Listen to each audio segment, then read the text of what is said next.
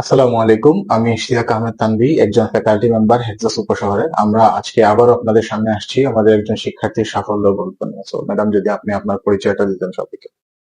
আসসালামু আলাইকুম। আমার নাম সামিয়া আক্তার বুশরা। আমার বাসা বড়লেখা। ওকে। সো আপনি সদ্য পরীক্ষা দিয়ে আইএলটিএস ওভারঅল 6 পেয়েছেন। সো আপনার অনুভূতিটা কি ম্যাডাম?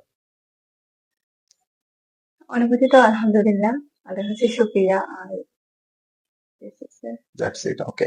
তো আইএলটিএস এর কোন জিনিসটা আপনার কাছে সবথেকে বেশি আহ, কঠিন মনে হয়েছে আপনার কাছে?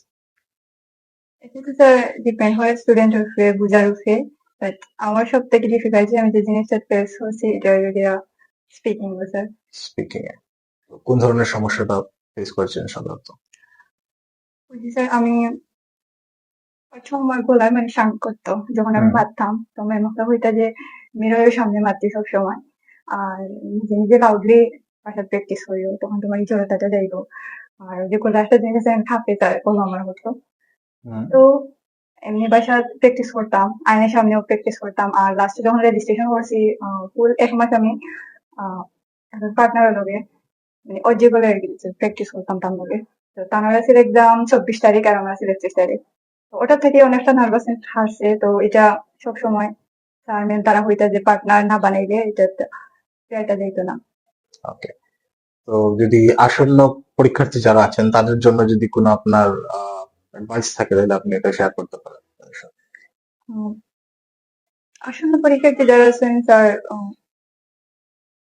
যে কোনো সব স্টুডেন্টের একটা দুর্বলতার জায়গা থাকে স্যার। হুম। তো আমরা মানে আইএলটিএস এর রেজিস্ট্রেশন করেছি বা ফর্ম আমরা প্ল্যানিং করি আর বা ঠিক করে রাখছি। প্রথমে হলো যে মানে একটা রুটিন মেনটেন করি, অ্যাটলিস্ট যতদিন আমরা রেজিস্ট্রেশন করা থাকি লইয়া রুটিন মেনটেন করিয়া, রুটিন ফলো করিয়া পড়াশোনা করা। আর স্যার পরীক্ষার হলো মানে যতটুকু সম্ভব অ্যাটলিস্ট কনফিডেন্স থাকা। কনফিডেন্স না থাকলে স্যার মনে করেন আপনার প্রিপারেশন ভালো থাকলে অনেক সময় পরীক্ষার হলো পরে দেখা যায় যে রেজাল্ট খারাপ হয়। কারণ স্যার আমি হেক্সাসে যে এক্সাম দিতাম মক স্পেশালি স্পিকিং এর কথা, আমার সব সময় 5.5 তার উপরে আইতো না। তো ম্যাম তারা কইবা যে আপনি একটু মেইন এক্সামে গিয়ে একটু কনফিডেন্সের সাথে মারবা, আপনার 60 দিলাইব। আর স্যার সত্যি যদি হয় আমি মেইন এক্সামও আমি নিজেও বুঝছি যে আমি মারতে পারি।